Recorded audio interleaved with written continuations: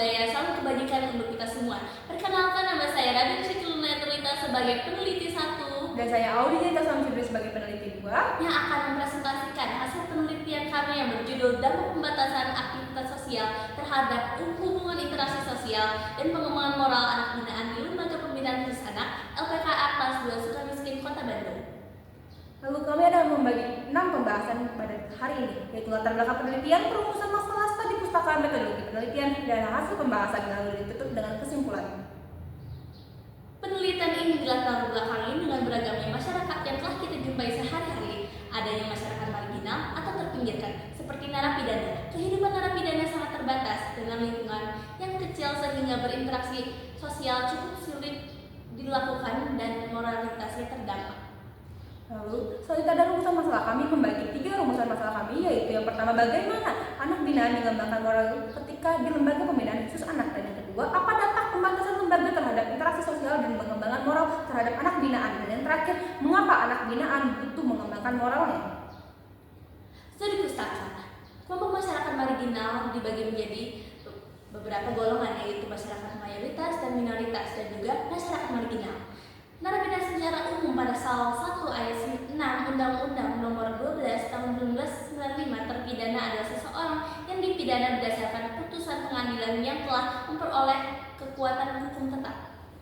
Lalu selanjutnya ada narapidana remaja atau kriminalitas yang dilakukan oleh para remaja dengan disebabkan oleh beberapa faktor, yaitu kemiskinan, ketidaksetaraan sosial, penyalahgunaan alkohol dan narkoba, akibat kurangnya pendidikan dan peran di lingkungan, dan masalah keluarganya menyebabkan kurangnya kontrol diri dan krisis identitas dari anak tersebut.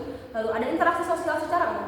Manusia sendiri diciptakan untuk saling berinteraksi satu sama lain, yang dimana interaksi tersebut membuahkan komunikasi, diskusi, hingga suatu kesimpulan yang dapat mempengaruhi individu lain.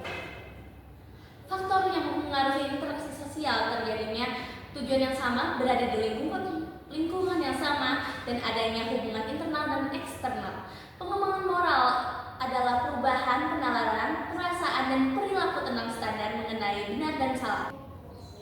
Lalu yang ketujuh ada pembentukan moral. Menurut Harlow, ada 4 pokok utama yang dipelajari dalam membentuk moral seseorang. Yang pertama adalah belajar dari apa yang diharapkan kelompok dari anggotanya. Yang kedua, mengembangkan hati nurani sebagai kendali internal perilaku individu. Yang ketiga, mengembangkan perasaan bersalah dan rasa malu. Dan yang terakhir adalah melakukan interaksi dengan kelompoknya. Moral ini sendiri dapat dikembangkan demi manfaatnya dirinya sendiri maupun orang di sekitar dia. Sikap bermoral. Ada sikap bermoral. Manusia pada dasarnya membutuhkan moral untuk menjalankan kehidupannya dan menjadi fondasi awal. Lalu ada metodologi penelitiannya. Kami meneliti hal ini di Lembaga Pembinaan Khusus Anak atau LPKA di Jalan Pacuan Kuda nomor 3 Sukamiskin, Kecamatan Atsamani, Kota Bandung, Jawa Barat. Dengan teknik metode kualitatif deskriptif dengan menggunakan survei angket dan wawancara sebagai teknik pengumpulan datanya. Hasil dari pembahasan, anak binaan di LPKA merasakan dampak akibat pembatasan tersebut, khususnya dalam aspek moralitas dan interaksi sosial. Interaksi sosial melekat pada interaksi sesama anak binaan, pembina, keluarga, dan juga eksternal dengan pengawasan yang ketat. Moralitas didasari oleh hati nurani juga didukung oleh etika. Kegiatan di LPKA dapat mengembangkan moral dan anak binaan seperti kegiatan-kegiatan yang mendukung keterampilan juga kedisiplinan dalam kesehariannya. Hasil dan pembahasan wawancara dan angket. Wawancara, setiap anak binaan memiliki efek yang berbeda-beda karena pembatasan tersebut. Berbagai jawaban pun dapat mewakili betapa bervariasinya dampak pembatasan khususnya terhadap pengembangan moral dan interaksi sosial. Ada yang merasa jenuh, senang, ada pun yang merasa biasa-biasa saja. Untuk diangket, anak binaan merasa terbantu untuk berinteraksi sesama anak binaan, pembina, dan keluarga selama masa pembinaan di LPKA. Meski belum sepenuhnya percaya diri dalam berkomunikasi, moralitas pun bisa dibilang cukup baik. Yang terakhir adalah kesimpulan. Pembatasan dapat berdampak bagi banyak orang, baik itu dampak positif maupun negatif, khususnya terhadap masyarakat marginal yang dibatasi oleh lembaga pembinaan. Tidak ada salahnya untuk memperlakukan mereka adalah selayaknya manusia karena mereka memiliki hak dan kewajiban mereka masing-masing selayaknya kita semua. Banyak kegiatan yang disediakan oleh LPKA yang juga dapat mendukung dan mengasah hobi-hobi dari anak binaan ini.